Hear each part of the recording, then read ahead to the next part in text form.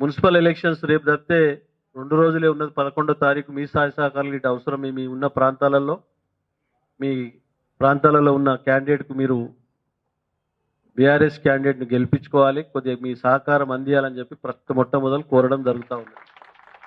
తప్పకుండా కేంద్ర ప్రభుత్వం తీసుకున్న నిర్ణయాలకు మనము నిరసనగా మన ప్రాంతంలో పటాన్చెరు నియోజకవర్గంలోనే అతిపెద్ద పారిశ్రామిక వాడ, ఈ పారిశ్రామిక వాడలో పనిచేస్తున్న ప్రతి కార్మికుడికి ఇబ్బందులు కలిగే విధంగా నిర్ణయాలు జరుగుతూ ఉన్నాయి.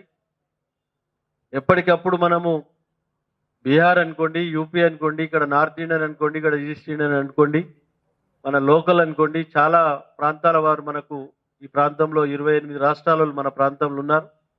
మనం పోరాటం చేయవలసిన బాధ్యత మన పైన ఉన్నది కాబట్టి తప్పకుండా ఈ ట్రేడ్ యూనియన్గా తీసుకున్న నిర్ణయాన్ని పూర్తి మద్దతు మనం ప్రకటిస్తూ వ్యతిరేకిస్తూ సెంట్రల్ గవర్నమెంట్ను తప్పకుండా విజయవంతం చేయాలని చెప్పి కోరుకుంటూ నేను ఆ రోజు పూర్తి క్లుప్తంగా నేను గిట మీ దాంట్లో పార్టిసిపేట్ చేస్తాను.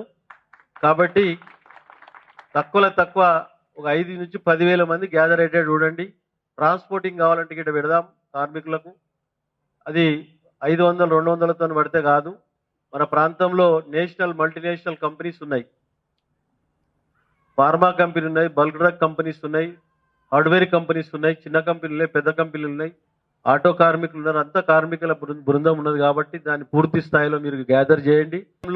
ఏ విధంగా కార్మికులకు నష్టం జరుగుతుందనే విషయంలో మన ఈశ్వర్ ప్రసాద్ గారు మన అన్నగారు మాట్లాడతారు.